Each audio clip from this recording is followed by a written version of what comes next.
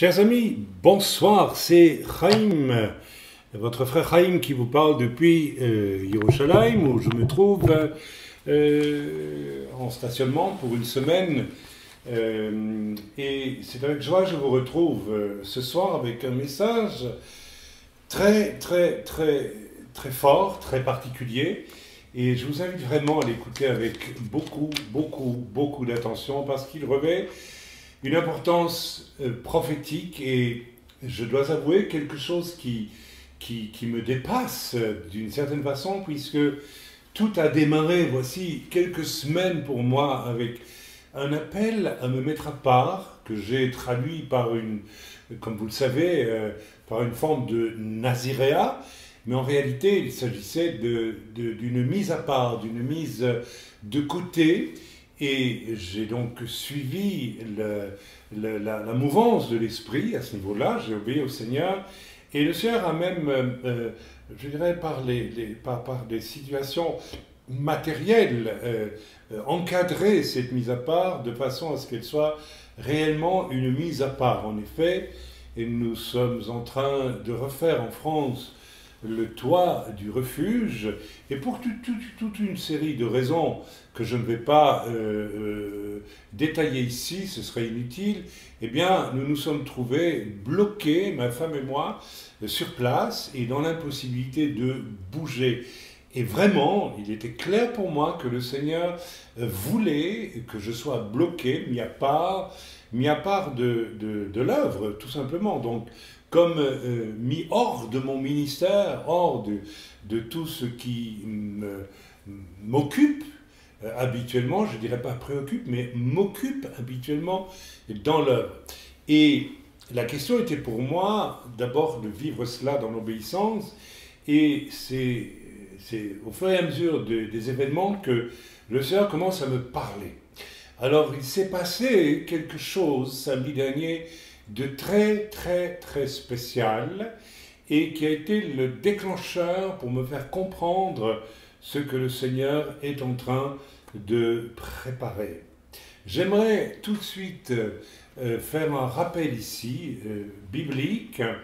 Je vais parler de Jean-Baptiste, ici et là, dans ce message. Je parlerai bien sûr de Yeshua Mashiach, qui est le divin modèle pour nous tous.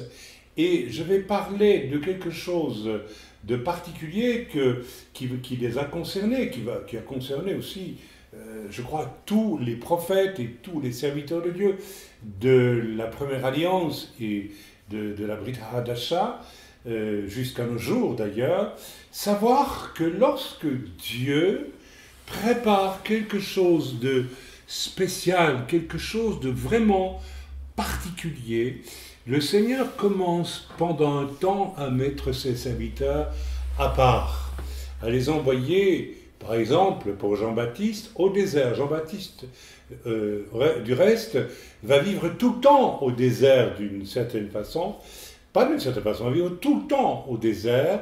Donc cette notion de mise à part de la vie juive, de l'époque, de la vie religieuse, par exemple, était nette pour Jean-Baptiste, et c'est là que Dieu va lui transmettre un message extrêmement important. Nous le connaissons tous, et on pourrait le résumer par « Repentez-vous, le royaume des cieux est proche ». Yeshua lui-même, lorsqu'il va, avant de rentrer dans ces 3 années de ministère qui vont être cruciales pour toute l'histoire de l'humanité, pour les Juifs d'abord, et puis pour tous ceux qui écouteront le message du salut ensuite, eh bien, il va commencer par un temps aussi de mise à part, de sortie, je dirais, sociale, sortir du milieu dans lequel il vivait, des contacts qu'il avait. Il va sortir, il va être mis à part, il va être complètement isolé pendant un temps relativement important malgré tout, et là il va jeûner, prier, et il va être préparé, il va être oint, il va être mis à l'épreuve aussi, il va être oint, il va avoir un temps particulier avec le Seigneur avant de réussir un ministère avec une onction toute particulière pour une destination très particulière. L'apôtre Paul ira au désert d'Arabie, nous dit l'Écriture, pendant 3 ans aussi, avant de rentrer dans ce ministère. J'y viendrai dans le cours de ce message. Samedi dernier, vous avez écouté un message qui était intitulé « Ayant purifié vos âmes en obéissant à la vérité par le Saint-Esprit, afin que vous ayez une amitié fraternelle sans hypocrisie, vous aimant tendrement l'un l'autre. » Amen. Je répète, ayant purifié vos âmes en obéissant à la vérité. Voilà. Le Seigneur nous commandait, nous exhortait samedi dernier à purifier nos âmes en obéissant à la vérité. C'est-à-dire en étant radical à tous égards. La vérité, c'est la vérité. Et mon âme est soit, je dirais, branchée sur ce qui est vrai et donc elle est pure, ou elle ne l'est pas, et dans ce cas, je dois renoncer au mensonge, au compromis, à tout ce qui dans mon âme m'accuse et ne me permet pas d'être en accord avec la vérité, d'autant plus que, disais-je la semaine dernière, par le Saint-Esprit, donc une obéissance à la vérité par le Saint-Esprit. Le roi HaKodesh, l'Esprit Saint, a cette capacité extraordinaire, et il l'aura toujours, éternellement, de nous dire la vérité. Et j'ai donc prêché avec, plusieurs me l'ont dit, avec amour, avec une extraordinaire douceur, sur ce thème. Vous savez, on aurait pu imaginer un message comme celui-là, avec beaucoup d'autorité, beaucoup de demandes de remise en question, beaucoup voilà. Mais vous savez, lorsque vous prêchez un message, vous êtes censé vous le prêcher à vous-même aussi, et je ne peux pas dire que du jour au lendemain, et d'une façon absolue, en 33 ans de vie avec le Seigneur, j'ai toujours marché absolument, parfaitement, n'est-ce pas? J'ai pu trébucher, moi aussi. Nous bronchons tous, dit l'Écriture. Et donc, il convient que l'on prêche un message comme celui-là, avec douceur et avec amour. C'est-à-dire, non pas sur le ton du reproche de celui qui serait parfait, comme je l'ai vu très souvent dans des milieux religieux, ou bien dans des milieux un peu, comment dirais-je, orgueilleux spirituellement, mais avec la conscience que nous avons nous-mêmes été passés au tamis, n'est-ce pas, de la perfection, par le Saint-Esprit qui a œuvré dans nos vies, donc nous prêchons avec douceur. Alors, l'enregistrement du message la semaine dernière s'est arrêté lorsque j'ai dit Amen à la fin du message, et nous avons donc coupé le micro. Et le message a été suivi de quelque chose de très spécial. En effet, plusieurs ont demandé pardon, ont demandé au Seigneur de les purifier. Et cela, bien sûr, je l'ai vu et entendu des centaines, peut-être même plus de fois en 33 ans, des gens qui se sentent interpellés et qui, avec une certaine contrition, parfois une honte, une gêne profonde, confessent leurs péchés. Mais une personne qui était présente dans cette assemblée et qui vivait exactement à l'inverse, visiblement, de ce qui a été prêché, on pouvait voir chez elle, n'est-ce pas, l'opposé de ce qui était prêché, à savoir, bien oui, l'orgueil, la rébellion, elle l'a confessé elle-même, le mensonge, donc l'hypocrisie, les œuvres de la chair, les jalousies, les rivalités, toutes ces choses. Et cette personne qui était présente dans l'assemblée où je prêchais, donc dans l'œuvre, la semaine dernière, était présente pour la 3e ou la 4e fois, et visiblement, cette personne qui a pourtant été élevée par des parents chrétiens, eh bien, était religieuse, avec visiblement beaucoup de choses pas du tout réglées, mais la nouvelle naissance, le vrai témoignage de quelqu'un qui est né de nouveau n'était pas présent.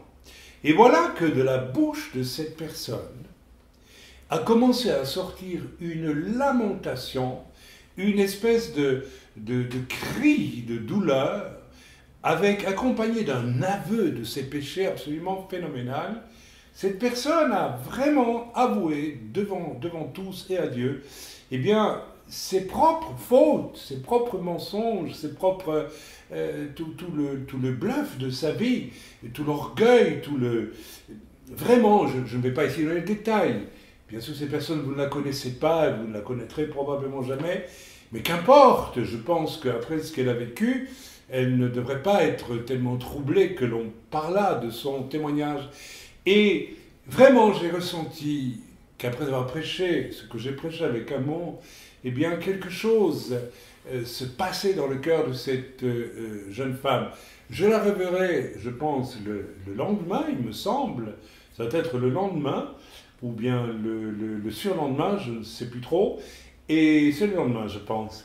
Et elle m'avouera que pendant que je prêchais avec cette douceur, et au cours des semaines qui ont précédé, une préparation s'était faite pour cela aussi, à travers le message des autres frères qui prêchent à Balagues, en Suisse. Mais là, pendant que j'annonçais avec douceur et amour ce besoin d'être purifié dans nos âmes par un amour de la vérité, au travers du filtre du Saint-Esprit, eh bien, elle me confessera, elle me dira que une main de fer s'était saisie de son âme. Vous voyez, c'est curieux. Vous prêchez avec douceur et amour, et quelque chose, une grande angoisse s'est saisie de son cœur et de son âme au point qu'elle a craqué et qu'elle a avoué devant Dieu ses fautes en suppliant le Seigneur de la sauver. Elle a bien dit de la sauver. Frères et sœurs, il s'est passé là quelque chose qui était d'une telle intensité que je dois vous avouer, je ne pas me rappeler en 33 ans avoir vu cela. J'ai vu nombre de personnes gênées, troublées, reconnaissant leurs péchés, accepter le Seigneur, se repentir. Je parle ici de chrétiens qui avaient les apparences du christianisme. J'ai vu aussi des gens venir à Christ, mais sans nécessairement être vraiment bouleversés. J'en ai vu certains être bouleversés, j'en ai vu. Mais je vous avouerai que ce n'est pas la majorité. Tant et tant de gens, malgré que l'on prêche, n'est-ce pas, la repentance, le besoin que nos vies soient purifiées et transformées, eh bien tant de gens viennent à Christ un peu comme une roue de secours après avoir épuisé toutes les ressources de leur propre volonté charnelle. Mais une vraie conversion dans une telle atmosphère de cris au secours auprès du Seigneur, mais pas seulement de cris au secours, avec une confession de ce que l'on est, en le nommant tricheur, menteur, voleur, que sais-je, ça c'est rare, c'est très rare, et j'ai été vraiment bouleversé lorsque j'ai revu cette personne le lendemain. J'ai vu quelqu'un de complètement transformé. J'ai vu un être qui était passé des ténèbres de la fausse religion à une authentique et puissante et violente conversion. J'assiste, j'ai vu des centaines de personnes accepter le Seigneur en 30 ans, mais de cette façon aussi profonde, aussi radicale, non, je ne l'avais pas encore vu jusque-là. C'était vraiment extrême. Alors, cette situation extraordinaire a été permise par Dieu parce qu'elle est le point de départ pour me faire comprendre pourquoi le Seigneur m'a mis à part et m'a mis de côté. Quel est le rapport avec ce que j'appelle mon naziréat, c'est-à-dire ma mise à part, ma mise au désert? Est-ce que c'était donc une mise à part pour tout mettre de côté non, pardon, excusez-moi. Oui, c'était vraiment une mise à part, je l'ai compris ces jours-ci, pour tout mettre de côté, y compris même le ministère, afin de laisser Dieu pointer n'est-ce pas, afin de laisser Dieu pointer vers une chose nouvelle, quelque chose de particulier. Et je pense que nous sommes au seuil de l'année 2015 en plus, et je vais en parler, et nous sommes au seuil de quelque chose de très particulier en 2015, j'y viendrai. Une chose nouvelle est en train de se préparer, une chose spéciale, et j'aimerais en parler, d'autant plus, et j'insiste là-dessus, que nous allons entrer dans l'année 2015. Je vais en parler dans quelques instants. Alors pourquoi cette mise à part? Quel était le but? Recevoir une prophétie très, très particulière? Recevoir la matière d'un nouveau livre? Non, parce que je suis en retard. J'ai au moins 2 livres ou 3 livres qui attendent et pour lesquels je n'ai pas le temps de trouver le... Je n'ai pas de quoi trouver le temps pour les travailler, ces livres. Est-ce que le Seigneur voulait m'appeler à part pour me parler d'un nouveau projet? Eh bien, apparemment non. Très curieusement, pendant que j'étais à part, j'étais à part. Et j'en ai parlé avec un frère dans l'œuvre qui m'a dit, tu sais, c'est très curieux, parce que je sens que Dieu me demande un peu la même chose. Je ne peux plus rien regarder comme... il ne regarde déjà pas de télévision, mais je ne peux plus rien regarder comme film sélectionné. Je n'écoute plus rien, je ne lis plus rien. À part ma Bible et mes temps avec le Seigneur, je suis comme mis à part, je suis comme emprisonné par le Seigneur pour quelque chose que je sens de particulier, mais je ne sais pas quoi. Le Seigneur ne me demande même pas de prier plus, ou de jeûner, ou de faire ceci ou cela. Le Seigneur me dit de me mettre en prison avec lui, à part, parce que quelque chose va se passer. Alors, qu'est-ce qui va se passer? Je vous ai dit que le Seigneur ne m'a pas parlé d'un nouveau projet. C'est vrai, c'est faux. Nous avons un grand projet très spécial, dont j'ai entretenu certains dans notre lettre de nouvelles, n'est-ce pas? Et ce projet est pour 2015, c'est un projet solennel, majestueux, et qui est en rapport avec l'expérience rapportée ici-dessus. En effet, je n'en dirai pas plus, je serai discret, car toutes les personnes qui viennent sur notre site ne sont pas nécessairement des amis. Hein, je bénis d'ailleurs tous ceux qui nous détestent, tous ceux qui nous attaquent. Je parle ici de musulmans, je parle ici de certains chrétiens étranges qui se moquent et commettent, à mon sens, le péché contre l'esprit pour des raisons très obscures qui leur appartiennent. Mais nous les bénissons, les ennemis. Ceci est un grand thème aussi que nous devons considérer dans le cadre de ce message. Le Seigneur veut, je vais déjà libérer une partie de ce que j'ai à dire, utiliser des oins mis à part en 2015. Écoutez-moi bien, mais ce seront des hommes remplis et des femmes remplis de douceur, de bonté et capables de tout pardonner. À cela, le Seigneur va donner le pouvoir de convaincre en parlant, en témoignant, en agissant, en prophétisant, que sais-je, en témoignant, n'est-ce pas, d'une façon exceptionnelle. Ce n'est pas par la force, ce n'est pas par la puissance humaine, ce n'est pas parce que nous prêchons avec conviction, on l'a vu si souvent sur les estrades, mais c'est quelque chose d'autre qui va amener un véritable réveil, à savoir, il y a une arme de douceur et de paix qui a été fabriquée dans le cœur de certains, de oins particuliers, et qui va être relâchée en 2015. Bien, alors, je me fais donc discret et je ne donne pas de détails sur ce grand projet que nous avons en 2015.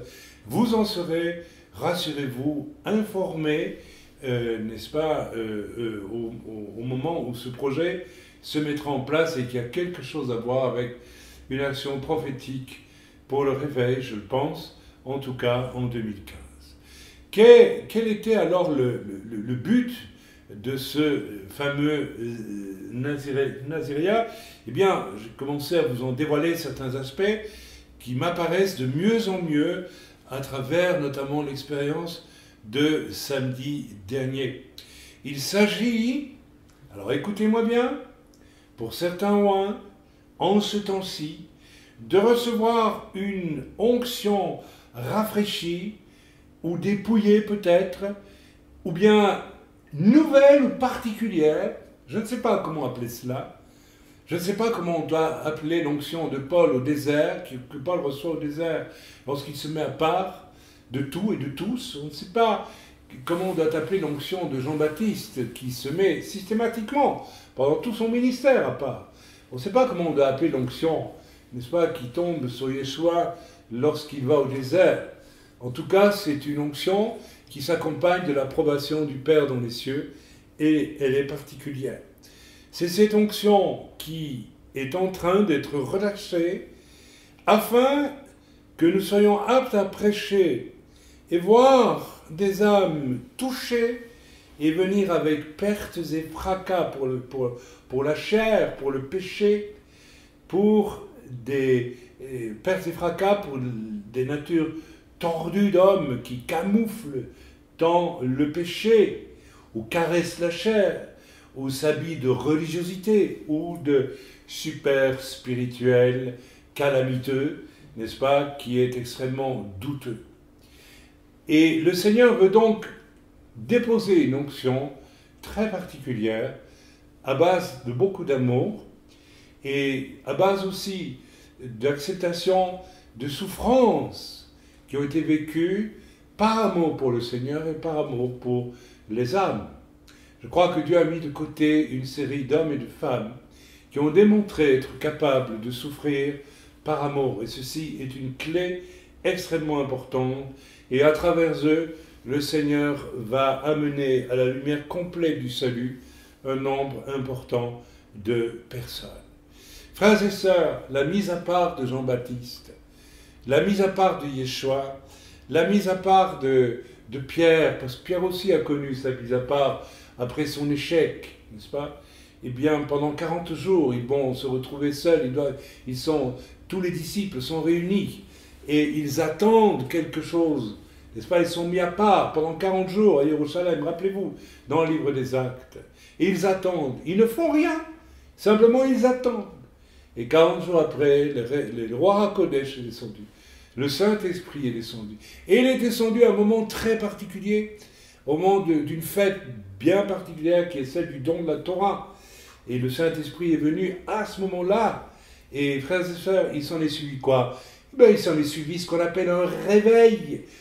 Pierre s'est levé, a prêché, 5000 personnes se sont converties. Lorsque Jean-Baptiste, mis à part d'une manière permanente, lui, constamment, il est mis à part, il est au désert, il se nourrit de sauterelles, c'est pas les sauterelles son importance, le fait qu'il est coupé du monde complètement, et il y a cette notion d'être coupé du monde chez Jean-Baptiste qui est très importante, et il en résulte quoi? Un réveil, les gens viennent à lui, peut-être même ils ont vaguement entendu parler de lui, et arrivé sur place, il leur dit simplement « repentez-vous » et que font-ils? Ils se repentent, et ils prennent un baptême de repentance. Idem avec Yeshua.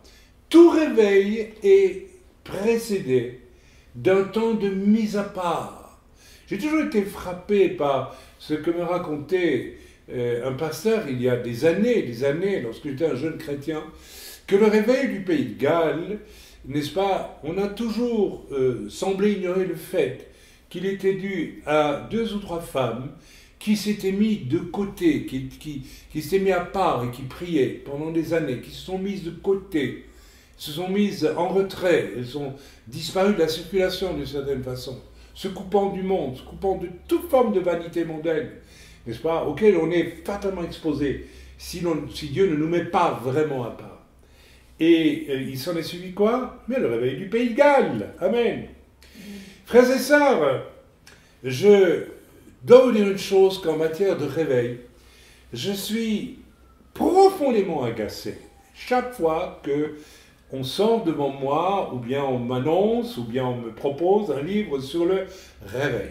Les livres sur le réveil m'agacent au plus profond, parce qu'ils sont écrits généralement par des gens qui n'ont pas connu le réveil, qui n'ont pas été appelés par Dieu à se mettre à part, parce que Dieu avait une mission particulière pour eux, afin qu'ils incarnent l'outil qui amènerait un réveil. Mais ce sont des gens qui font des compilations et qui vont creuser dans le passé pour dire, voilà, il y a eu un réveil. Merci, c'est très intéressant. Vous nous avez instruits, mais à part ça, qu'est-ce que vous nous apportez? Je suis certain, alors là je suis formel et je suis un petit peu agacé même, je suis certain que jamais aucun livre sur le réveil n'a produit un seul réveil dans toute l'histoire de l'Église. Ce n'est jamais un livre sur les réveils qui amène un réveil. Je tiens ici à insister sur ces choses. Pourquoi? Parce que nous avons vu débarquer aussi dans nos milieux, depuis un certain temps, surtout dans certains milieux de soi-disant super Saint-Esprit, eh bien, des ministères qui s'intitulent revivalistes. J'ai observé un de ces ministères qui sévit, je crois encore toujours en France, aujourd'hui, et qui accompagne son soi-disant ministère de soi-disant revivaliste de toutes sortes de manifestations super spirituelles, censées être la preuve d'une onction. Et puis lorsque l'on creuse un petit peu, eh bien on se rend compte que cette onction est extrêmement douteuse, même si elle produit des effets bizarres avec ses chutes et toutes ces choses, n'est-ce pas? Il y a donc, attention, autant il y a une onction qui sera posée sur ceux qui sont appelés à se mettre à part, afin que Dieu les utilisât quand il le voudrait lui, et il y a aussi ceux qui se déclarant revivalistes, par exemple, vont devoir le démontrer, je dirais, aux masses qui sont crédules, par une fausse onction. Et il suffit de voir les fruits pour se rendre compte que, n'est-ce pas, le diable essaye toujours d'imiter les choses de Dieu. Un réveil, frères et sœurs, c'est ce qui atteint avec le choix délibéré et imprévisible, soudain, de Dieu, une seule personne. Songez par exemple à ce ministre de la reine d'Éthiopie qui se trouve sur la route de Gaza. Eh bien, c'est un réveil. Cet homme-là est tourmenté, est travaillé, est inquiété, est travaillé par l'Écriture.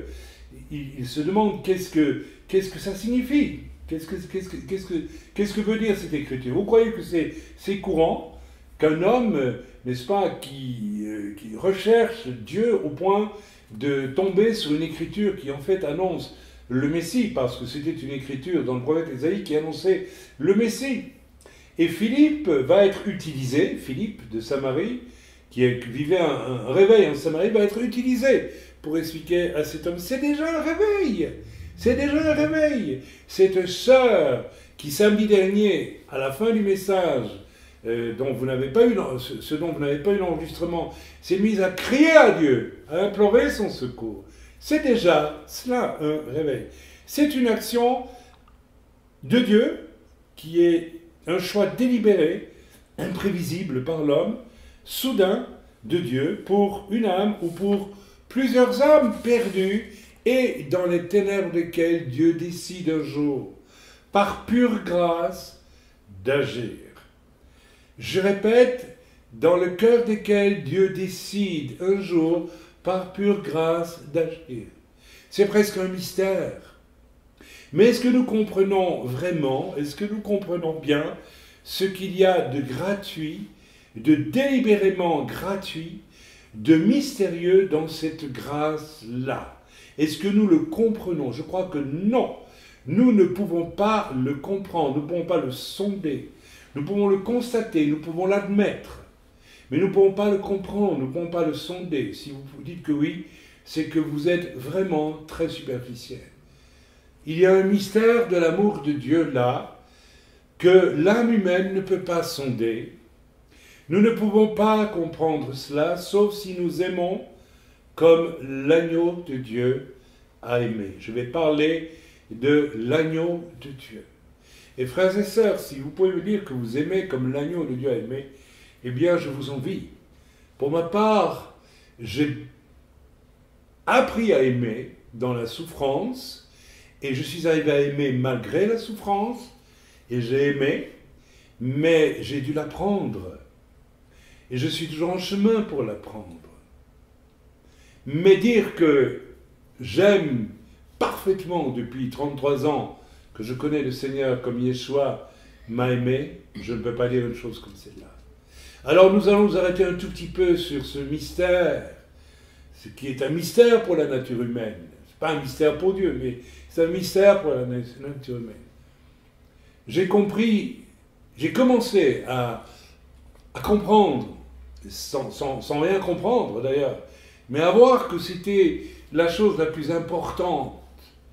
J'ai compris ça un jour avec la prédication d'un vieux pasteur. Je vais même citer son nom, après tout, il s'agit du frère Boissy, qui était un pasteur d'une dénomination chrétienne en France, dénomination très pyramidale, très dominatrice, faut bien le dire, avec d'excellents, merveilleux serviteurs de Dieu ici et là, mais une structure orgueilleuse et désireuse de faire savoir qu'elle est évidemment la seule valable. Et ce frère a pris vis-à-vis de toute cette dénomination qui est importante en France. Un jour, il a pris des positions courageuses qu'il fallait prendre et cette dénomination le lui a fait payer extrêmement cher, notamment en répandant sur son compte des calomnies. Et c'est typique, vous savez, les pharisiens ont calomnié Jésus, ils ont calomnié et l'Église pharisaïque, l'Église qui est souvent ennemie des réveils, en réalité, eh bien, vous calomniera si vous aimez la vérité. Dans le mot amour, il y a aussi amour de la vérité. Sans amour de la vérité, eh bien, il n'y a pas d'amour possible. Il n'y a pas d'amour, il y a mensonge. Celui qui vit dans le mensonge n'a pas d'amour. Ce n'est pas conciliable. Et ce pasteur, ce cher pasteur, a eu un mérite incroyable. Je l'ai compris, bien qu'il ne me l'ait pas dit, mais je l'ai compris. Je l'ai compris lorsqu'il a prêché sur le thème de l'agneau de Dieu. Il nous a prêché l'agneau de Dieu. Et à travers sa prédication, j'ai compris que malgré toute la méchanceté, eh bien, il était resté dans l'amour, le pardon et l'amour vis-à-vis de ceux qui lui ont fait tant de mal et tant de tort. Il a donc appris à aimer, et malgré les injustices, exactement comme Jésus, comme Yeshua, lui aussi, du premier jour au dernier jour de son ministère, et bien avant et bien après, d'ailleurs, et bien après, puisqu'il intercède pour nous au ciel aujourd'hui, malgré nos travers et nos torts et nos manquements, eh bien, a toujours aimé sans la moindre faille. Peut-être que c'est là que Yeshua a accompli la loi, en aimant parfaitement. Et je crois que c'est là que la loi parfaite est accomplie, personnellement. Bien, donc, ce frère qui était rempli d'amour, qui avait appris à aimer comme Jésus lui a commandé d'apprendre à aimer, nous a parlé de l'agneau sur le trône. Frères et sœurs, je ne peux plus vous dire un mot du message qu'il m'a prêché, mais je me rappelle avoir écouté ce message en étant comme fasciné, éberlué. Je voyais l'agneau sur le trône à travers toutes ces paroles, et je n'ai rien retenu de ce qu'il m'a dit, de ce qu'il nous a dit ce jour-là, mais j'ai vu, j'ai perçu l'agneau sur le trône, et à quel point cette image de l'agneau, dont je vais vous lire un passage dans l'Apocalypse, est importante. Et je vais donc vous lire à présent ce passage d'Apocalypse 5, n'est-ce pas, versets 1 à 14, mais avant cela, j'aimerais introduire quelque chose que Zér m'a mis à cœur pendant que je préparais ce message et que je le peaufinais cet après-midi. J'aimerais introduire tout simplement le fait que le chapitre 5 d'Apocalypse est précédé, en toute logique, du chapitre 4. Et le chapitre 4 commence par ceci. « Après cela, je regardais, voici une porte était ouverte dans le ciel. » Ce simple départ de verset est extrêmement important, parce que Jean, qui a écrit l'Apocalypse, vient d'écrire jusqu'au chapitre 3, n'est-ce pas, le rapport que l'Éternel fait concernant les églises, les 7 églises. Voilà, les 7 églises. Et donc, d'une certaine façon, le Seigneur règle ses comptes avec les 7 types d'églises. Nous n'allons pas parler de cela, mais nous dirons que, voilà, le jugement de l'Église, d'une certaine façon, est accompli là, à travers ce message. Et ce qui vient maintenant, eh bien, c'est tout autre chose. Je regardais, voici une porte était ouverte dans le ciel. À partir de là, eh bien, nous pouvons considérer que nous entrons dans ce que l'on appelle l'Apocalypse elle-même. C'est-à-dire que Jean va voir dans le ciel tout ce qui va se dérouler sur la terre et qui va amener aussi le retour en gloire du Seigneur, bien sûr. Et nous arrivons ensuite, n'est-ce pas, au chapitre 5 que je vais vous lire, qui est suivi, lui, du chapitre 6. En toute logique, bien sûr. Et ce chapitre 6 commence par ceci. « Je regardais quand l'agneau ouvrit un des 7 sceaux, et j'entendis l'un des 4 êtres vivants qui disait comme d'une voix de tonnerre, « Viens !» Je regardais, et voici parut un cheval blanc. Celui qui le montait avait un arc, une couronne lui fut donnée, et il partit en vainqueur et pour vaincre. Alors ceci vient directement après, n'est-ce pas, le chapitre 5 que nous allons lire.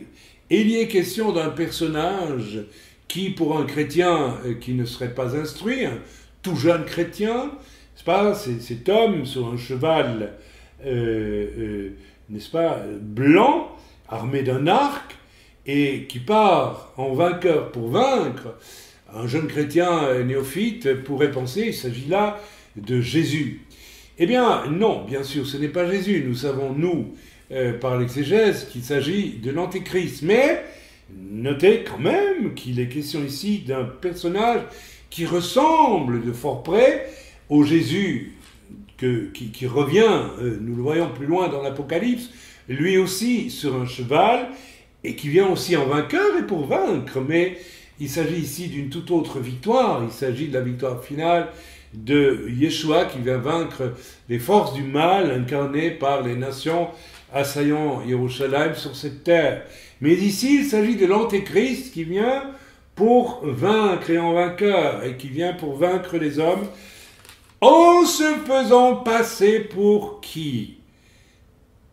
S'il est appelé l'Antichrist, il est la copie, la copie falsifiée, complètement falsifiée de Christ. Et frères et sœurs, là, nous avons, au chapitre 6, le départ, invariablement, que nous le veuillons ou non, des fameuses 7 années qui vont amener l'Antéchrist à régner sur cette terre. Je ne vais pas parler du détail de tout cela aujourd'hui, mais frères et sœurs, selon ma perception, je dis bien ma perception, je me pose vraiment la question si l'année 2015 ne va pas être l'année où ces choses vont apparaître. Mais je vais revenir maintenant, si vous le voulez bien, à ce passage de l'Apocalypse au chapitre 5, et nous allons lire ensemble tout ce passage. Puis je vis dans la main droite de celui qui était assis sur le trône un livre écrit en dedans et en dehors. C'est très intéressant cette notion de livre écrit en dedans et en dehors, mais j'aurais aimé tellement prêcher là-dessus, mais ce n'est pas le sujet de ce message, peut-être plus tard. Scellé de 7 sceaux, et je vis un ange puissant qui criait d'une voix forte. Qui est digne d'ouvrir le livre et d'en rompre les sceaux? Ici, nous allons assister à la rupture des sceaux qui inaugure en quelque sorte l'Apocalypse. Donc c'est très clair. Et personne dans le ciel, ni sur la terre, ni sous la terre ne put ouvrir le livre, ni le regarder. Et je pleurais beaucoup de ce que personne ne fut trouvé digne d'ouvrir le livre, ni de le regarder. Nous allons voir dans quelques instants que seulement celui qui a aimé parfaitement jusqu'à donner sa vie, et qui nous apprend à aimer parfaitement aussi jusqu'à donner notre vie, celui-là seul va être trouvé digne d'ouvrir le livre et de briser les sceaux du jugement.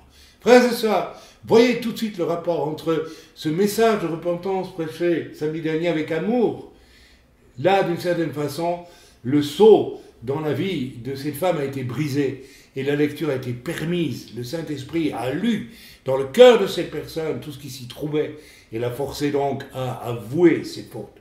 Il y a là un rapport très net et très important et j'aimerais que vous en preniez conscience. Et l'un des vieillards me dit, verset 5, « Ne pleure point, voici, le lion de la tribu de Juda, le rejeton de David, a vaincu pour ouvrir le livre et ses 7 sceaux. Et je vis au milieu du trône et des 4 êtres vivants, et au milieu des vieillards, un agneau qui était là comme immolé. » Voilà le lion de la tribu de Juda. Celui qui a toute l'autorité est représenté ici comme un agneau immolé, sacrifié. Vous avez ici le rapport de la plus grande autorité qui surgit de l'amour parfait. Je lisais, et ce n'est pas un hasard, n'est-ce pas, la traduction que nous avons fait faire du dernier livre d'Arthur Katz sur les fondements apostoliques, qui va, je l'espère, bientôt paraître en français, puisque nous avons l'autorisation de la part de sa fille de le traduire et ensuite de le publier. Et j'ai ouvert au hasard et je suis tombé au milieu de ce livre en lisant un peu au hasard comme ça, parce que je voulais jeter un coup d'œil sur la traduction qui m'a été proposée par un cher frère de Paris, notre frère Hervé de Paris. Eh bien, je lisais, n'est-ce pas, un commentaire qu'il faisait sur les 2 témoins de l'Apocalypse. Et vous savez ce qu'il dit? Ces hommes-là seront revêtus de sacs, mais c'est à la fois physique et symbolique dans le sens où ils seront animés d'une douceur extraordinaire, exceptionnelle. Et c'est parce qu'ils seront animés de cet amour et de cette douceur exceptionnelle qu'ils auront une autorité d'ouvrir et de fermer les cieux et d'agir comme ils agiront. Alors, si vous n'y voyez pas, si vous y voyez un hasard, eh bien, moi je n'y vois strictement pas un hasard. Alors je continue donc la lecture. Il avait 7 cornes et 7 yeux. Donc cet agneau immolé avait 7 cornes et 7 yeux. Je n'ai pas besoin de vous dire que 7 cornes, c'est 7 royautés, c'est 7 pouvoirs, et 7 yeux, bon, c'est, n'est-ce pas, le chiffre 7 étant un chiffre de perfection relié à la divinité. Eh bien, nous comprenons très bien ce que ça veut dire. Il vint et il prit le livre de la main droite de celui qui était assis sur le trône. Quand il eut pris le livre, les 4 êtres vivants et les 24 vieillards se prosternèrent devant l'agneau, tenant chacun une harpe et des coupes d'or remplies de parfums qui sont les prières des saints. Et ils chantaient un cantique nouveau en disant « Tu es digne de prendre le livre et d'en ouvrir les sceaux. » Notez qu'il est question ici de coupes d'or remplies de parfums, et les parfums, ce sont les prières des saints. Frères et sœurs, dans les temps qui viennent, les prières des saints, de ceux qui ont été mis à part, qui sont remplis de cet amour parfait, et qui prient, ces prières vont descendre dans, n'est-ce pas, ces coupes d'or, afin que Dieu les exauce, bien sûr. Amen. Tu as fait d'eux un royaume... excusez-moi. Tu es digne de prendre le livre et d'en ouvrir les sceaux car tu as été immolé et tu as racheté pour Dieu par ton sang des hommes de toute tribu, de toute langue, de tout peuple et de toute nation. Tu as fait d'eux un royaume et des sacrificateurs pour notre Dieu, et ils régneront sur la terre. Je regardai et j'entendis la voix de beaucoup d'anges autour du trône, des êtres vivants et des vieillards, et leur nombre était des myriades de myriades et des milliers de milliers, autant dire des millions. Ils disaient d'une voix forte, l'agneau qui a été immolé est digne de recevoir la puissance, la richesse, la sagesse, la force, l'honneur, la gloire et la louange. Et toutes les créatures qui sont dans le ciel, sur la terre, sous la terre, sur la mer et tout ce qui s'y trouve, je les entendis qui disaient à celui qui est assis sur le trône et à l'agneau, soit la louange, l'honneur, la gloire et la force au siècle des siècles. Et les 4 êtres vivants disaient Amen. Et les vieillards se prosternèrent et adorèrent. Amen. Voilà, que Dieu soit loué, que Dieu soit béni. Je reviens au frère qui nous a prêché l'agneau sur le trône. Eh bien, c'est cet agneau-là qui nous a prêché. Et je comprends aujourd'hui à quel point j'étais attiré par son message, bien que je n'ai pas capté le moindre mot. Mais lorsqu'il a parlé de l'agneau sur le trône, Tout le message était là pour moi et renvoyait prophétiquement à ce qui est écrit et que je lis aujourd'hui. Amen. Et il nous a fait voir, ce frère, il nous a fait voir d'une façon ce qu'il y avait d'adorable, de saint, de parfait. Et il a pu nous faire voir ce qu'il y avait de saint, d'adorable et de parfait chez l'agneau de Dieu parce que son onction à lui, accumulée par l'amour à supporter, n'est-ce pas, les méfaits des uns et des autres, eh bien, avait généré dans la vie de cet homme quelque chose qui n'a rien à voir avec les onctions dont on parle aujourd'hui, mais une autre onction, je dirais une onction de mise à part, une onction de sainteté, une onction de « tu es inscrit déjà dans le ciel avec moi ». Frères et sœurs, j'aimerais que je crois à la toute-puissance de l'agneau sur le trône et à son mystère de gloire qui décide de faire grâce à qui décide de faire grâce. Yeshua a le pouvoir, et le Père lui a donné ce pouvoir de faire grâce, n'est-ce pas, à qui décide de faire grâce. Frères et sœurs, pour un réveil, il faut deux choses. Il faut l'agneau sur le trône, l'agneau sur le trône, qui intercède auprès du Père, et il faut aussi des serviteurs au roi mis à part, et vous avez compris maintenant ce que signifie mis à part. La clé de cette onction, c'est la souffrance de Yeshua acceptée de A à Z, la clé de l'onction de l'agneau, par amour. Et rien ne peut résister à cette onction. Et c'est la même chose pour ce pasteur dont je vous parlais, le frère Boissy, qui avait cette onction spéciale d'amour parfait qui l'accompagnait et qui lui permettait de faire voir, n'est-ce pas? J'aimerais maintenant vous témoigner, mais très courtement, très courtement, d'un réveil que j'ai connu en Afrique. Je n'ai lu aucun livre sur les réveils jusqu'à aujourd'hui, j'en parcours parfois, et il me lasse, il me fatigue très vite, y compris ceux qui sont les plus prestigieux.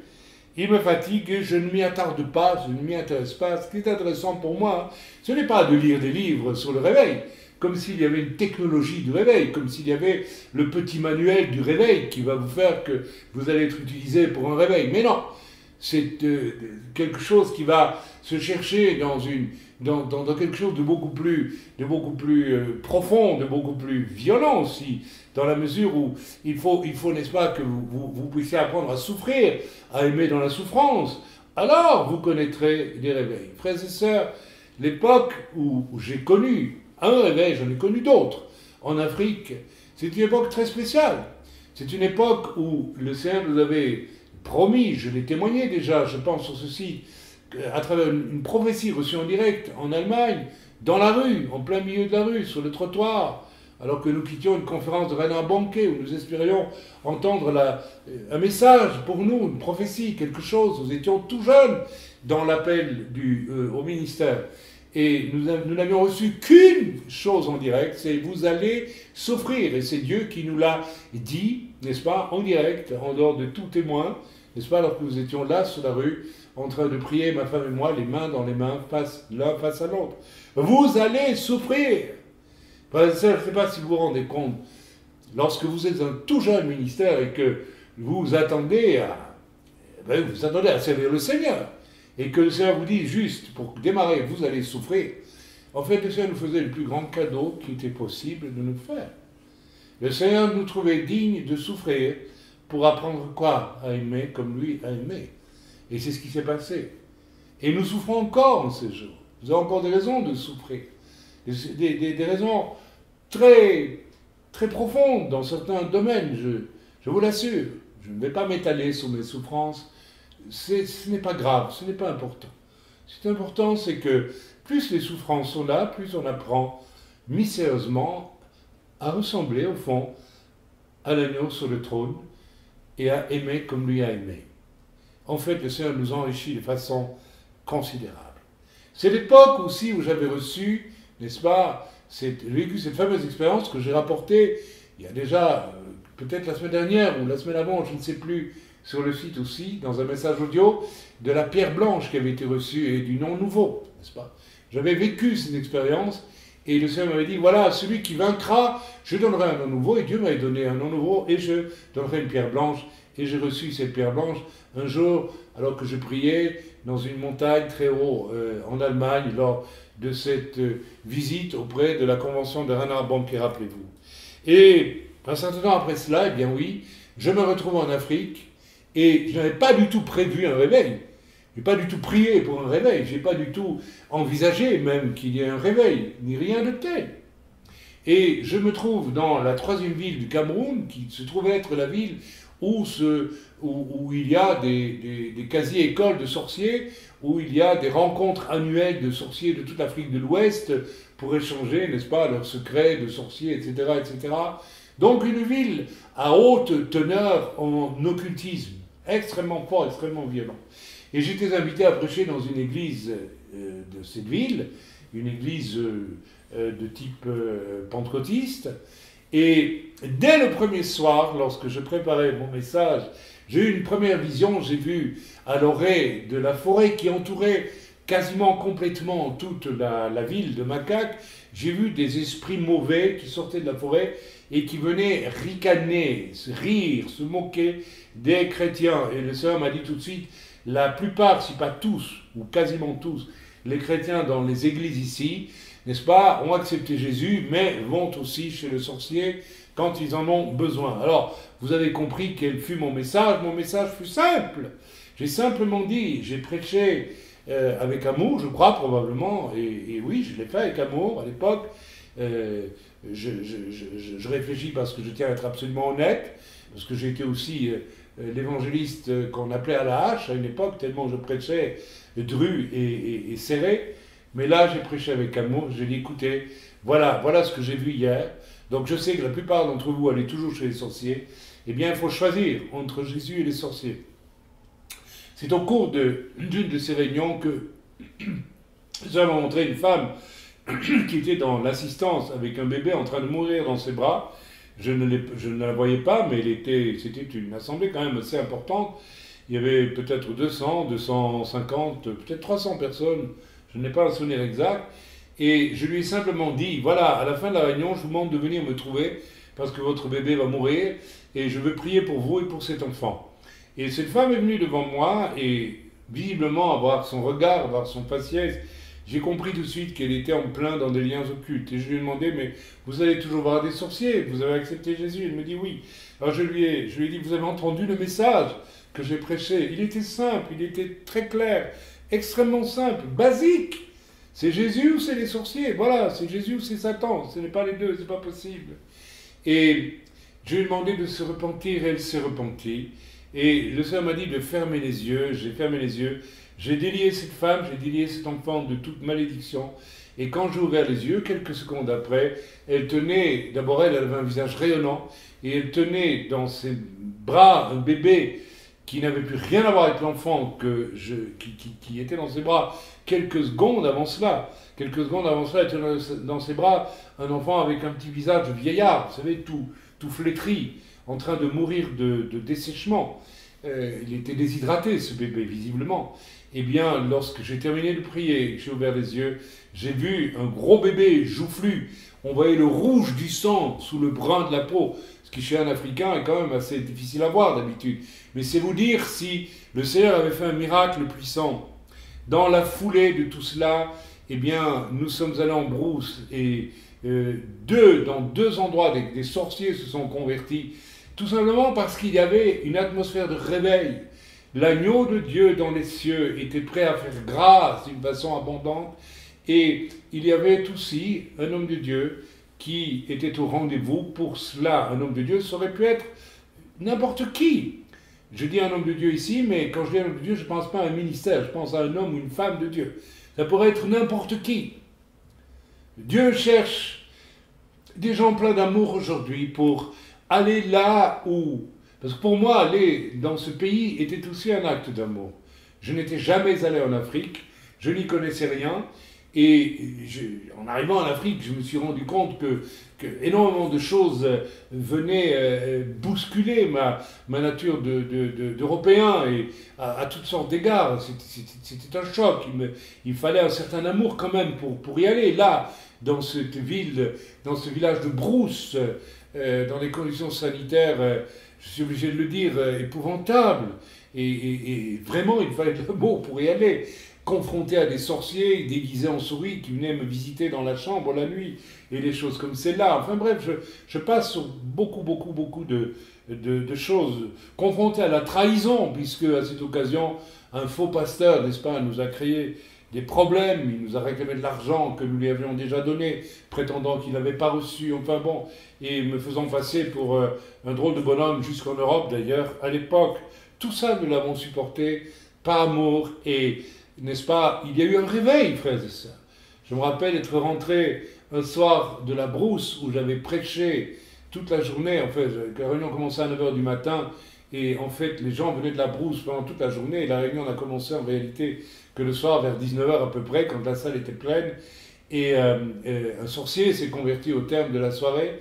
Et quand je suis rentré à Macaque le soir, je m'en souviens toujours, on est venu me chercher, il était 2 h du matin, j'étais fatigué, j'étais en sueur, j'étais sale, de la poussière rouge de la route, du chemin, et on m'a demandé de venir prêcher parce qu'on m'a dit qu'un parfum avait commencé à s'exhaler de l'église après les premières réunions où les gens s'étaient repentis d'aller chez les sorciers et que les gens étaient tous à l'église pour attendre un message. Je suis rentré dans l'église et je n'ai même pas eu à prêcher. J'ai ouvert ma Bible sur un passage du prophète Ésaïe et pendant que je parlais, dès le début, les gens se levaient spontanément, ça voulait dire je me donne à Jésus, je me repens, je reviens au Seigneur ou je me convertis. C'était extraordinaire, c'était un vrai réveil.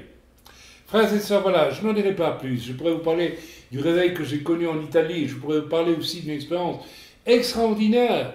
J'en parle parce que je crois que Dieu cherche des hommes et des femmes oints, particulièrement oints, qui ont accepté de souffrir par amour. Et je peux vous dire que, je dois vous le dire, je le dis avec beaucoup de retenue, parce que je ne veux surtout pas que vous ayez l'impression que je fais là un grand cocorico, mais la prophétie que Dieu nous avait donnée au départ, vous allez souffrir, c'est accompli. Nous avons beaucoup souffert, ma femme et moi, de toutes sortes de circonstances que je ne vais pas vous décrire ici, trahisons et diverses et tant d'autres choses, accusations fausses et jalousie de ministères et autres, mise à l'index. Vous savez, démarrer dans le ministère il y a 30 ans en refusant l'aspect babylonien du dénominationnel, c'était déjà pas mal. À l'époque, il y a 30 ans maintenant, c'est courant, tout le monde en parle. Et en plus, marcher dans une redécouverte de nos racines juives, dans une époque où partout se prêchait la théologie du remplacement, n'est-ce pas, qui aujourd'hui est mise à mal dans bien des endroits de l'Église. Et bien à l'époque, c'était s'exposer à beaucoup de rejets et de souffrances. Et nous les avons assumés. Mais je me rappelle de cette époque où le Seigneur m'avait envoyé en Bretagne et ailleurs dans des églises, n'est-ce pas, pour y prêcher, et où le Seigneur, où j'ai vu visiblement dans l'esprit que le Seigneur posait dans ma paume ouverte une flamme en me disant « Va et dépose cette flamme ». Et il y a eu un réveil consécutif à ces prédications. Donc Dieu cherche des hommes en ce moment, peut-être vous qui m'écoutez, je l'espère en tout cas, qui acceptent de se détourner de tout. De tout. D'une certaine façon, nous nous sommes détournés de tout pendant 33 ans. Nous sommes détournés des dénominations où on m'a invité à rentrer. On m'a proposé une place de vice-président d'une dénomination en Belgique, dirigée par Martin Moutier-Bellet à l'époque. Il m'avait proposé cela. On m'a proposé la présidence d'une mission sud-africaine en Belgique à l'époque. Tout cela, je m'en suis donné. Pourquoi? Parce que Dieu m'a dit de m'en détourner. Frères et sœurs, vous commencez à comprendre le message. Si vous avez été mis à part, si vous êtes mis à part, si Dieu vous demande de vous mettre à part, si Dieu vous demande de ne pas chercher le succès ou que sais-je d'autre, eh bien réjouissez-vous. Et si vous en souffrez, c'est peut-être, et c'est probablement parce que Dieu vous a mis à part et vous met à part. Est-ce que vous êtes capable de souffrir ces choses par amour pour le Seigneur? Et est-ce que vous êtes capable de passer au travers de toutes les humiliations, toutes les défaites, en aimant aussi ceux qui vous ont cruellement fait souffrir peut-être parfois? Dieu cherche des hommes et des femmes. Aujourd'hui, aujourd'hui, nous sommes le 5 décembre. Quand je dis aujourd'hui, c'est pas dans ces temps-ci. Aujourd'hui, le Seigneur cherche des hommes et des femmes, n'est-ce pas, qui ont été capables de se détourner de tout, même du ministère, pour rejoindre Dieu dans la solitude et y attendre un revêtement venu de l'agneau. Frères et sœurs, ce revêtement, je ne peux pas vous le décrire, mais je crois que c'est un revêtement d'amour, de douceur et de bonté. Ça n'a rien à voir avec une onction charismatique bien particulière, non. C'est un revêtement très particulier qui vous fait semblable à l'agneau sur le trône. J'ai dit bien semblable, qui vous rapproche d'une ressemblance à l'agneau sur le trône. Savoir renoncer à tout, plus fort que sortir du système babylonien, souffrir pour servir. C'est le temps pour plusieurs de se retirer pour, n'est-ce pas, recevoir l'onction qui vient pour comprendre aussi l'onction qui vient du sacrifice de Yeshua, qui est l'agneau sur le trône, et aussi l'onction qui viendra, qui les fera à la ressemblance progressive, ou peut-être maximale, de l'agneau sur le trône à travers leur propre souffrance. Car, mes amis, j'ai une bonne nouvelle pour vous. Vous avez beaucoup souffert, vos souffrances personnelles sont immenses, vos désillusions ont été immenses, eh bien, croyez que si vos souffrances, n'est-ce pas, sont le fruit de votre amour pour Dieu et pour votre prochain, eh bien, ces souffrances, mes amis, sont aimées de Dieu. Elles sont aimées de Dieu. Et ici, je voudrais ajouter, ne décidez pas vous-même, si vous faites partie de ces oins-là, laissez Dieu vous y conduire. Peut-être qu'il vous faut souffrir encore, éprouver votre amour, démontrer que vous êtes prêt à vous laisser transformer. C'est pas évident, frères et sœurs, d'apprendre à aimer ses ennemis. Ce n'est pas évident d'apprendre à accepter les épreuves, alors que Dieu ne nous explique rien, et que nous devons les subir, et de continuer à aimer Dieu, et à aimer son prochain, et à aimer ce que Dieu nous demande de vivre et de faire et d'être. Ce n'est pas évident du tout. Eh bien, il faut l'apprendre de la même façon que pour Yeshua. Gethsémané n'a pas été évident, frères et sœurs.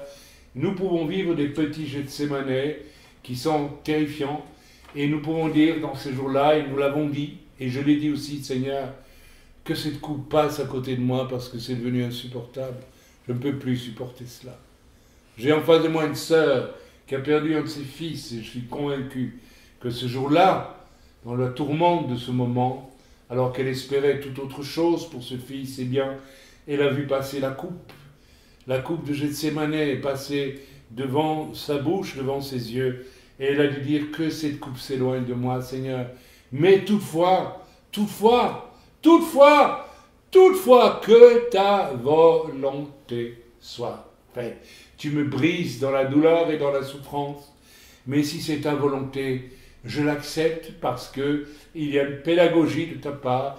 Il y a une alchimie. Mettez-moi l'expression, vous comprenez très bien que je n'envisage rien d'occulte, mais il y a une modification profonde à l'intérieur de nous-mêmes qui fait que nous passons de l'état d'homme imparfait ou de femme imparfaite à quelque chose qui ressemble toujours plus à l'agneau de Dieu. Bien plus fort, mes amis, aller dans la solitude, ne rien faire, attendre et laisser Dieu nous revêtir mystérieusement. Et c'est aujourd'hui un temps pour cela.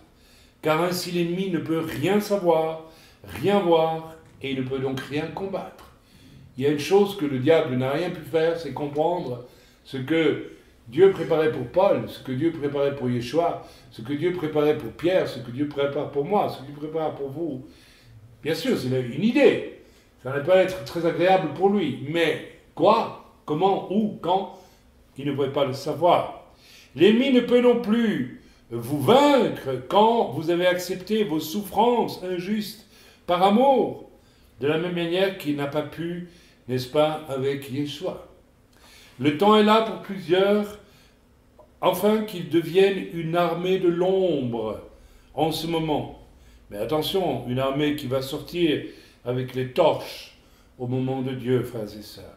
Comprenez-moi bien, quand je dis de l'ombre, c'est loin de tout ce qui peut être humain, n'est-ce pas, même en matière d'église. Amen. Ainsi était Jean-Baptiste, l'homme éternellement mis de côté, qui dira cette phrase inouïe, il faut que je diminue, il faut que je sois en chute permanente, il faut que je sois en destruction de moi permanente, afin qu'il croisse. Eh bien, figurez-vous que Jean-Baptiste a dit cela, et nous le disons au premier degré très souvent, oui, Jean-Baptiste ne pouvait pas avoir un ministère plus grand que celui de Jésus, mais c'est bien plus que cela. Il faut que je diminue afin que Christ, Yeshua, croisse en moi, afin que je devienne comme lui.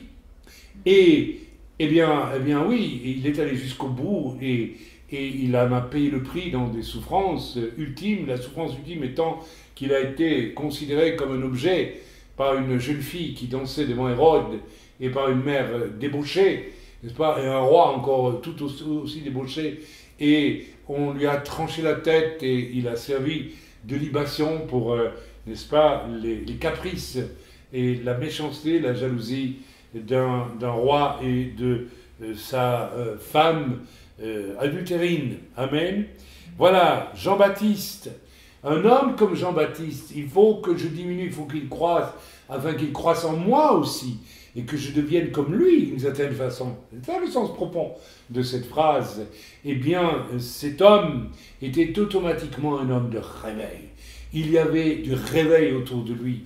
Les gens venaient à lui, et les gens mystérieusement étaient touchés, se repentaient et se convertissaient en quelque sorte. De la même façon, bien sûr, avec Yeshua. Dieu cherche, n'est-ce pas, ceux qui seront... Dieu cherche ainsi ceux qui seront...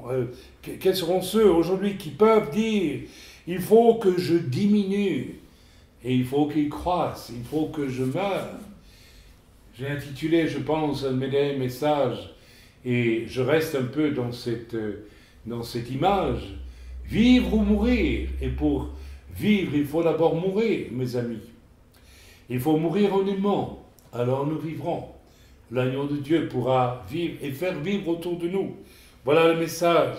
Des réveils viendront uniquement si Dieu trouve des Jean-Baptistes ou des hommes et des femmes qui peuvent dire « il faut que je diminue, il faut que j'accepte d'être brisé, il faut que j'accepte de souffrir, il faut que j'accepte d'être humilié, il faut que j'accepte l'injustice, il faut que j'accepte d'être rejeté, il faut que j'accepte d'avoir été connu par des hommes de Dieu, et puis soudain, ils ne me connaissent plus, et aucun ne cherche à me voir, à me rencontrer. Il faut savoir accepter toutes ces souffrances-là. Il faut savoir accepter d'avoir été rejeté dans l'église où j'étais, que sais-je d'autre, d'avoir été jalousé. Allez, vous savez très bien de quoi je parle. Et d'avoir appris à aimer, afin que Christ croisse en moi, prenne toute la place. Frères, c'est l'agneau. Pour un réveil autour de vous, il faut deux choses. Il faut l'agneau d'Apocalypse que nous avons lu, et il faut aussi, n'est-ce pas, des hommes et des femmes comme Jean-Baptiste, des mis à part. Amen, frères et sœurs. Je ne peux vous dire qu'une chose, pour ma part, je me sens entraîné dans ce mouvement, et je vais y rester. Et je pense que l'année 2015 va être une année extraordinaire. L'année probablement où l'agneau sur le trône va être trouvé digne d'ouvrir le premier sceau. Et je pense que nous allons voir, n'est-ce pas, ce qui est annoncé au chapitre 6, venir ensuite. Je ne dirais pas nécessairement que c'est en 2015, mais je le pense, j'ai le droit de penser. Je ne prophétise pas, mais je le pense. Eh bien, ce qui est annoncé au chapitre 6, n'est-ce pas, d'Apocalypse, après que le premier sceau ait été ouvert, eh bien, c'est tout simplement que l'Antéchrist paraît. Frères et sœurs, j'aimerais vous encourager à rentrer maintenant dans cette mise à part qui a plusieurs aspects. Je pense que dans cette mise à part, le Seigneur veut aussi nous cacher, veut nous cacher. Vous savez, bien des ministères injustement visibles, je dis injustement, religieusement, ou bien charnellement, ou parce que promotionnés par leur dénomination, dans des buts qui ne sont pas seulement ceux de Dieu, eh bien, sont trop visibles aujourd'hui et risquent tout simplement de ne pas bénéficier de cette mise à part qui permet qu'ils soient, dans le monde spirituel en tout cas, cachés. Je ne sais pas si je me fais comprendre, cachés. Cachés, afin de briller comme des lumières dans les ténèbres, certes, mais inatteignables pour l'ennemi. Voilà, frères et sœurs, je vous laisse avec ce message. Dieu met à part des oins remplis d'amour inconditionnel aujourd'hui. Des oins, hommes et femmes, n'est-ce pas, dans toutes sortes de services, n'est-ce pas, pour, n'est-ce pas, être ces hommes et ces femmes remplis d'amour inconditionnel. Avez-vous cet amour inconditionnel en ce moment, vous? Pouvez-vous vraiment laisser l'Esprit de Dieu vous sonder comme il me sonde là, maintenant, pendant que je vous parle? Et pouvez-vous dire, j'ai tout pardonné? Pouvez-vous dire, j'aime mes ennemis? J'aime tous mes ennemis. J'aime ceux qui me font souffrir le plus. Je les aime.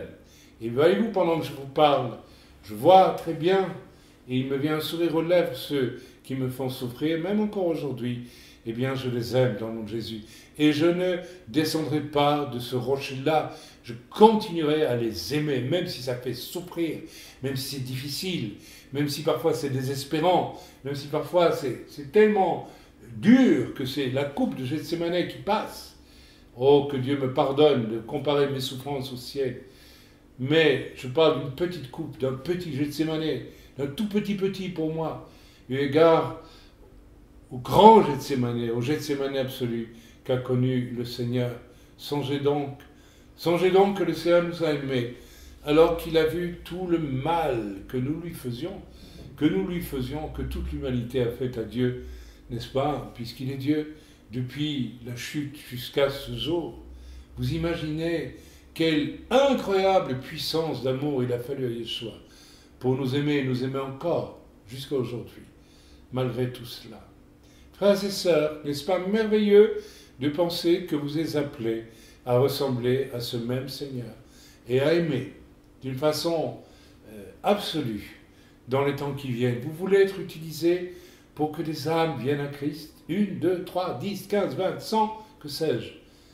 Laissez le Seigneur vous mettre à part. Laissez le Seigneur vous mettre à part.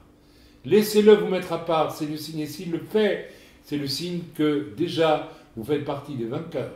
Les vainqueurs, pour moi, frères et sœurs, c'est ceux qui aiment comme Christ a aimé, parce que seuls ceux-là peuvent porter du fruit qui va durer et qui va tenir dans les temps qui viennent et pour l'éternité. Frères et sœurs, je vous laisse avec ce message. Que Dieu vous bénisse. Je vous aime dans le nom de Yeshua. J'aime et je bénis du plus profond de mon cœur, vraiment ce cœur que Dieu a transformé au fil des années. Et je bénis le Seigneur ici, je le bénis pour mes souffrances, je le bénis pour ces choses, car à travers elles, il m'a appris à aimer ce que je ne savais pas faire du tout, ou que je croyais faire, mais que je ne faisais pas du tout, en tout cas pas à la semblance de l'agneau sur le trône. Que Dieu vous bénisse, frères et sœurs. Et au travers de ce message, je veux bénir ici. Il est probable que ce frère est décédé aujourd'hui, je ne sais pas. Je suis qu'il lisait beaucoup mes livres. Le frère Boissy, qui était venu à Gap prêcher ce message sur l'agneau de Dieu, qui nous a fait voir en esprit sur le trône. Eh bien, je bénis ce très très cher frère, car il a été pour moi un modèle. Ce jour-là, je l'ai supplié presque de revenir prêcher, et il n'est jamais revenu prêcher chez nous, parce qu'en fait, il nous avait donné le message que nous devions entendre. Et je bénis aussi son obéissance, parce qu'il n'a pas reçu de revenir nous voir à l'époque, il était déjà relativement âgé. Eh bien, je bénis en tout cas ce frère, s'il est toujours sur la terre, et si le Seigneur l'a appelé auprès de lui, je bénis vraiment son souvenir. Dans le beau nom de Yeshua, merci Seigneur, Amen, Ve, Amen, depuis Yerushalayim. À bientôt.